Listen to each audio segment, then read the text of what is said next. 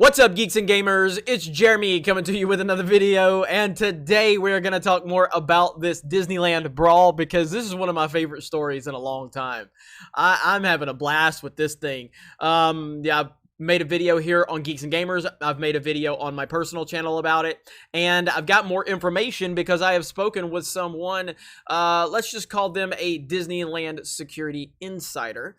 I've had this contact for a while, and so spoke with them about an hour ago, and I've got a few new details that I can share, and there's some information that I cannot share, unfortunately. I wish I could, but there's only so much I can say. Right now we are on the New York Post, and a group of violent tourists turned Disneyland into the scrappiest place on earth. That's a little stupid and cheesy, but well, we'll go for it. Horrifying video, hilarious video, captures an all-out brawl in front of kids and families at the California theme park, which one heavy-set guy repeated punching women in the face. "I'm ready to go to jail tonight," screamed the main offender, dressed in a red shirt in a video going viral after being posted online Sunday. "I don't give an F if I'm on video." He had appeared to start the argument with a woman pushing a stroller with two young girls in front of Goofy's playhouse. She was shown spitting in his face, with him taking the first swing, quickly brawling with a man who stepped in. I've got to open up my notes here because I'm going to talk about what I know here in just a minute. As children can be heard screaming in horror, the fight continues for almost 5 minutes, with a group of women fighting after the man in the red walked off. The man in the red came back and started repeatedly smacking one of the women in the face. At least two women were left flat out on the ground after getting in different parts of the melee. Police eventually arrived, but not realizing how brutal the fight had been, made no arrest of the uncooperative group. Anaheim Police Sergeant Darren Wyatt told the Los Angeles Times, "Now that we have the video, detectives will be following up to see if any criminal charges can be filed." How the hell can you not file criminal charges? How is that even a discussion? Now, I've talked to someone, Disney security insider, and basically here's the information that I got. Because me as a person that is familiar with the parks, I was stunned at the lack of security presence and how long this fight went on, how many minutes passed where there was no Disney security. Now, I have always been completely and totally impressed by Disney security and how quickly they handle situations in the parks. Now, this is more so with Walt Disney World, which is, where I have, the most familiarity with and the most connections is at Walt Disney World in Orlando. I've been to Disneyland a few times and I know people there.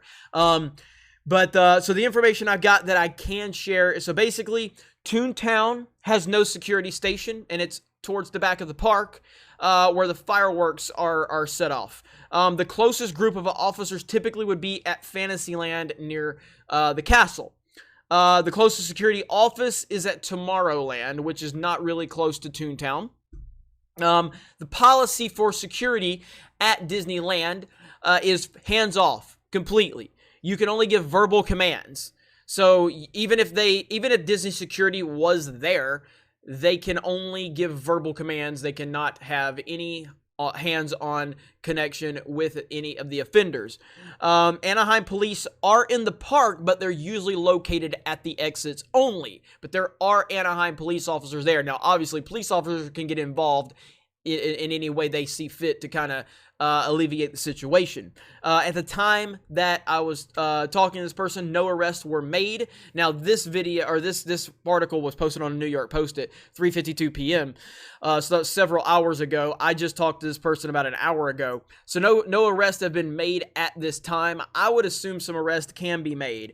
I talked to this person a little bit about what's the process with if there's an altercation or something like that. So they said generally the first 30 seconds of any situation is for people to kind of just go, wait, is this really happening? Like if there's a scuffle, there's an argument, there's a confrontation, that first 30 seconds, for people on the outside looking in, or people that are, maybe if there's cast members that are working, it might take 30 seconds to actually notify someone that would actually have any type of ability to contact someone else. So that first 30 seconds is the shock factor, as it was called. The next 30 seconds is the process of trying to make connection and try to give the proper information, proper location. So there you've already lost an entire minute. And then beyond that, there's a lot of different factors and circumstances in terms of if the communication has been shared properly. So again, that's all I can share. I still think this is a huge problem with Disney security.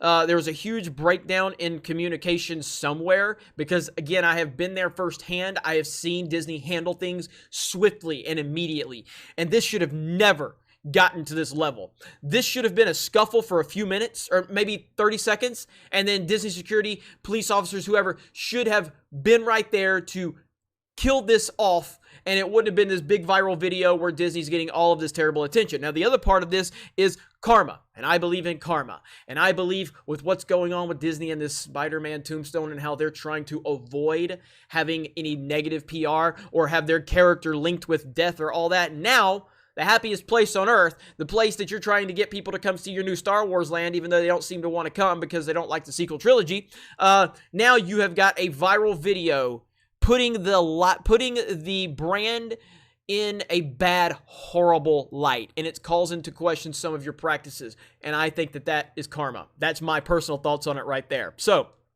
that's all the information I have that I can share.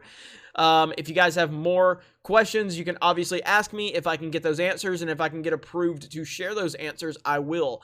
But I take any information that people are willing to give me very seriously, and I will only share what I'm allowed to share. So, other than that, you guys have a great day. Thank you very much for checking out this video. If you have not seen this viral video, go watch my reaction here on Geeks and Gamers. Also, go over to D-Day Cobra or watch the longer extended version. It's the funniest damn video I've seen in a long time. Haven't laughed this much since the 2016 election when all of the far left had a mental breakdown live on television. It was great. Other than that, talk to you guys later.